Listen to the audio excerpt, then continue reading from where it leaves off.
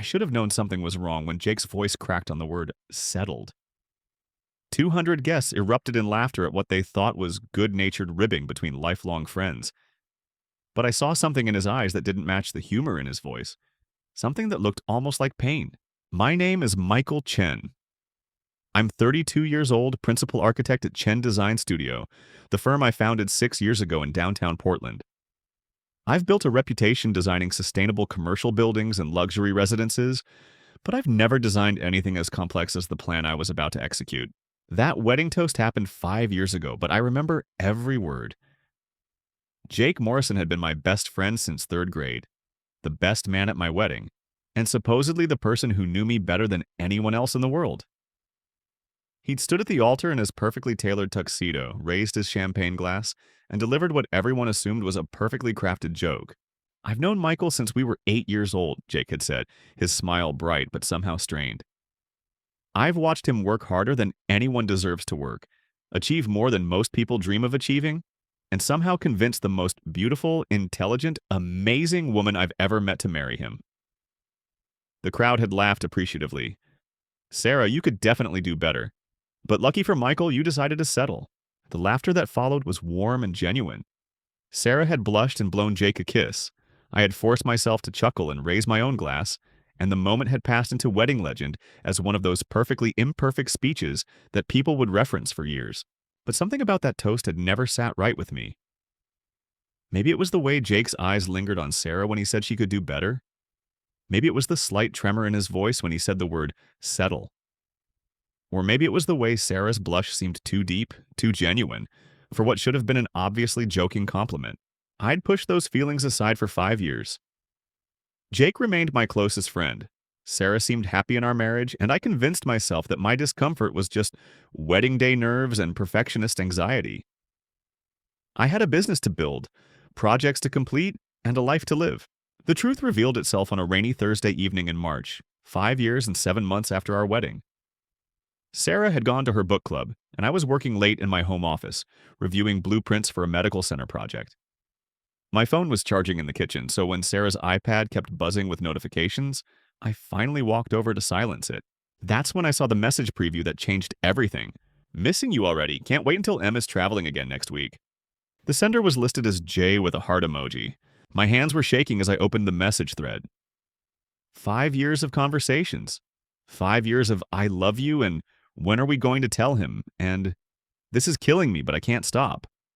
5 years of my wife and my best friend planning their future together while pretending to care about mine. But it was the messages from our wedding night that destroyed me completely.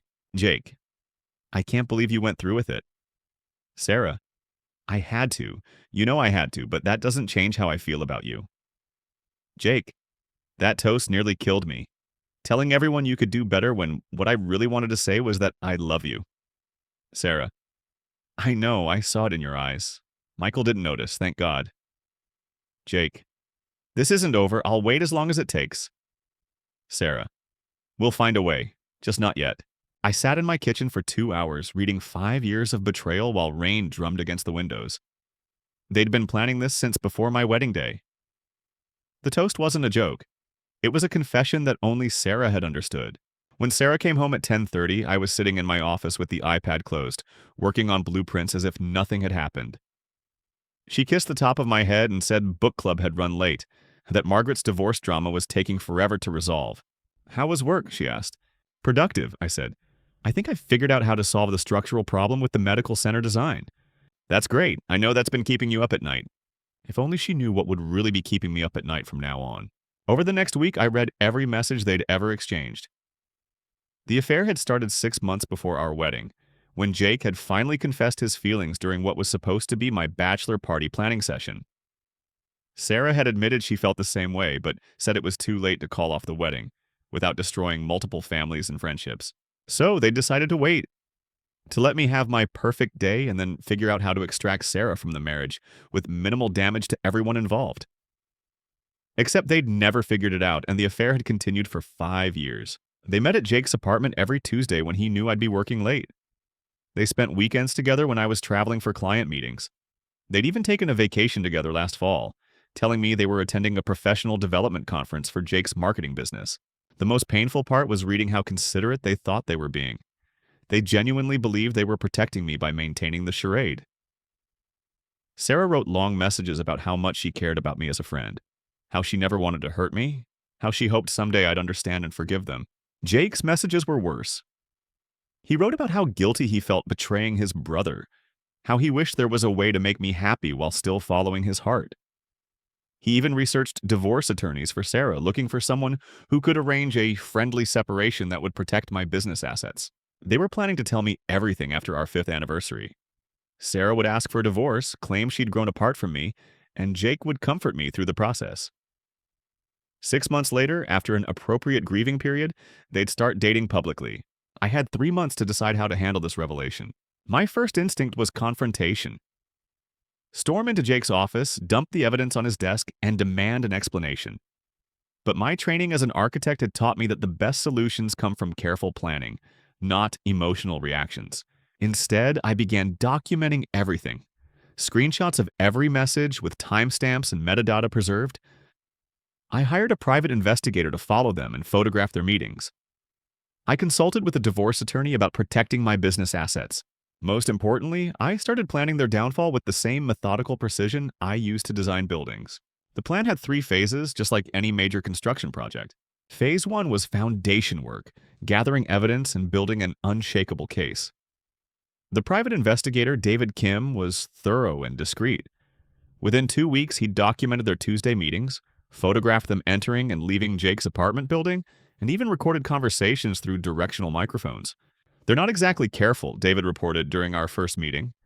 They act like a couple that's been together for years. Public displays of affection, intimate body language, the whole package. How long would it take to build a legal case for adultery? Based on what I've seen already, we're there, but if you want to be absolutely certain, give me another month. Phase 2 was structural work, identifying weaknesses in their defenses and preparing strategic attacks. Jake's marketing business depended heavily on referrals from our mutual friends and professional network. Sarah's part-time job at an art gallery was less vulnerable, but her social reputation mattered enormously to her. More importantly, I discovered that Jake had been using business funds to pay for their hotel rooms and vacation. His business partner, Mark Stevens, was a straight-laced accountant who would not appreciate learning that company money was funding an affair. Phase 3 was the reveal, a carefully orchestrated exposure that would maximize their public humiliation while protecting my own reputation and assets. I scheduled it for the exact 5-year anniversary of our wedding. The setting was perfect. Our annual summer barbecue, which Sarah had been planning for months. 50 of our closest friends and family members, including everyone who'd been at the wedding and heard Jake's infamous toast. I spent the week before the party making final preparations. David Kim installed discreet recording equipment in my backyard. My divorce attorney prepared papers to be served immediately after the confrontation. I even hired a professional photographer, telling Sarah I wanted to commemorate our 5th anniversary with beautiful, candid shots of our friends. Saturday afternoon arrived with perfect weather. Sarah spent the morning decorating the backyard, arranging flowers, and preparing food. She seemed genuinely excited about the party, frequently hugging me and talking about how blessed we were to have such wonderful friends. Jake arrived early to help set up, carrying a case of my favorite beer and wearing the same bright smile he'd worn at our wedding. He clapped me on the back and asked how married life was treating me, as if he hadn't been sleeping with my wife for 5 years. Actually, I've been thinking a lot about marriage lately, I said, testing his reaction. Oh yeah? Any deep insights? Just that you never really know someone until you see them under pressure. Sometimes people surprise you. Jake's smile flickered slightly. That's true. People can be complicated. By 6 o'clock, the backyard was full of friends and family. The same faces that had celebrated our wedding were gathered again, drinking, laughing, and enjoying what they thought was a happy anniversary celebration. I waited until everyone had a drink and the conversation was flowing naturally. Then I walked to the center of the patio and tapped my beer bottle with a fork, just like Jake had done with his champagne glass 5 years earlier. If I could have everyone's attention for a minute, I said, I know speeches at backyard barbecues are unusual, but I wanted to share something special with all of you. Sarah looked surprised but pleased. She probably thought I was going to give a romantic anniversary tribute. Jake looked slightly nervous, but he was always uncomfortable being the center of attention. 5 years ago, many of you were here for Sarah's and my wedding. It was an incredible day, full of love and laughter and hope for the future. I paused to let everyone remember. I particularly remember Jake's toast, where he said Sarah could do better, but was lucky to have settled for me. Laughter rippled through the crowd. Several people shouted, "We remember," and raised their glasses. That toast has stuck with me for 5 years, and I continued. Not because it was funny, but because it was true. Sarah could definitely do better than me. In fact, she's been doing better than me for our entire marriage. The laughter died down. Sarah's face had gone pale, and Jake looked like he might be sick. You see, I recently discovered that Sarah and Jake have been having an affair since before our wedding. The man who stood as my best man, who promised to support our marriage, has been sleeping with my wife for 5 years. The silence was absolute. 50 people stood frozen, drinks halfway to their lips, trying to process what they'd just heard. I pulled out my phone and connected it to the Bluetooth speaker we'd been using for music. I thought you might not believe me, so I brought some evidence. Jake's voice filled the backyard. I can't believe you went through with it. Then Sarah's. I had to. You know I had to, but that doesn't change how I feel about you. I let the recording play for 30 seconds before turning it off. Long enough to prove my point, but not long enough to torture our guest with intimate details. This recording is from our wedding night, I said. There are hundreds more messages spanning 5 years. My attorney has copies of everything. Sarah had started crying. Jake looked like he wanted to disappear into the ground. Our guest stood in shocked silence, unsure whether to leave, offer comfort, or demand more details. I want everyone to know that I don't blame you for being fooled, I continued. They're very good actors. They fooled me for 5 years. But I thought you deserved to know the truth about the people you've been supporting and celebrating. My brother David was the first to speak. Mike, what do you need from us? Nothing, I said. I just wanted you to understand why Sarah and I will be getting divorced and why Jake is no longer welcome in my life. The party's over, obviously, but thank you all for coming. People began leaving immediately. A few close friends lingered to offer support, but most seemed eager to escape the awkwardness. Within 30 minutes, our backyard was empty except for Sarah, Jake, and me. Sarah spoke first. Michael, I'm so sorry. You don't understand how... I understand perfectly, I said. I've read 5 years of your messages. I know exactly how this happened and how long you've been planning to leave me. Jake finally found his voice. Mike, I never meant for it to happen this way. You never meant to get caught, I said. There's a difference. We were going to tell you. After the anniversary, we were going to ask for a divorce so you could be together 6 months later. I know. I read that plan too. A black sedan pulled into our driveway. 2 men in suits got out and walked toward us. Sarah Chen, one of them asked. Yes? You're being served with divorce papers. Mr. Morrison, these are for you as well. You're being sued for alienation of affection and intentional interference with marriage. Oregon doesn't have strong alienation of affection laws, but the lawsuit would be public record and would ensure that Jake's business reputation was permanently damaged. After the process servers left, we stood in the backyard where we'd celebrated so many happy occasions. Sarah was still crying, Jake was staring at his legal documents, and I felt nothing but relief that the charade was finally over. What happens now? Sarah asked. Now you pack your things and move out, I said. Your attorney can contact mine about property division. And us? Jake asked. Our friendship? There is no us, I said. There hasn't been an us since you decided my wife was more important than my trust. Mike, we never wanted to hurt you. But you did hurt me. For 5 years, you let me live a lie while you planned your future together. The only thing you're sorry about is getting caught. 6 months later, I was sitting in my newly redesigned home office, reviewing plans for the largest project of my career, a $50 million mixed-use development downtown. The divorce had been finalized with a settlement heavily in my favor, thanks to Sarah's adultery and the evidence David Kim had gathered. Jake's marketing business had collapsed after 3 major clients canceled their contracts. Word travels fast in Portland's professional community, and most business owners don't want to work with someone who betrays their closest friends. Sarah had moved to Seattle with Jake, but according to mutual friends, their relationship was struggling. Apparently, the excitement of forbidden love doesn't translate well to ordinary domestic life. I'd started dating again, nothing serious, but it felt good to spend time with women who weren't carrying on secret affairs with my best friends. My therapist said I was processing the betrayal in a healthy way, focusing on building trust gradually rather than shutting down emotionally.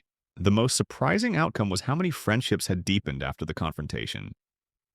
People respected how I'd handled the situation, with dignity, preparation, and decisive action rather than emotional drama. Several friends had shared their own stories of betrayal and recovery, creating connections I never expected. My brother David visited frequently, often bringing his family for Sunday dinners in the same backyard where I'd exposed Sarah and Jake's affair.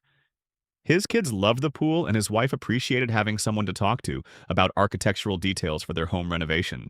You seem happier, David observed one Sunday afternoon while we watched his kids swim. I feel lighter, I said, like I was carrying weight I didn't realize was there. Any regrets about how you handled it? None. They had 5 years to come clean. I gave them every opportunity to be honest. What about the public humiliation aspect? Some people think that was harsh. Some people have never been betrayed by the two people they trusted most, I said. Besides, I didn't humiliate them. I just revealed the truth. They humiliated themselves. That evening, after David's family had gone home, I sat in my office reviewing the messages Sarah and Jake had exchanged about their relationship struggles. Sarah had reached out through a mutual friend, asking if I'd be willing to meet for coffee to discuss closure. I deleted the message without responding. Some buildings can be renovated after structural damage. Others need to be torn down completely and rebuilt from the foundation up. After 5 years of lies, my marriage fell into the second category.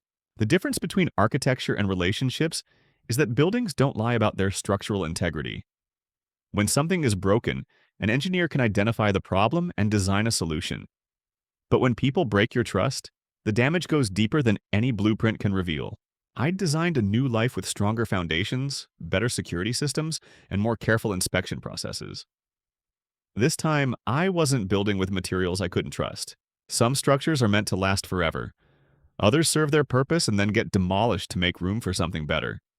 Jake's friendship and Sarah's marriage had served their purpose, taught me valuable lessons about human nature and the importance of verification over trust. The medical center I designed was scheduled to break ground next month. It would serve the community for decades, providing healing and hope for thousands of people. Unlike my marriage, it was built on solid ground, with materials I could trust. That seemed like a pretty good trade. Subscribe if you agree.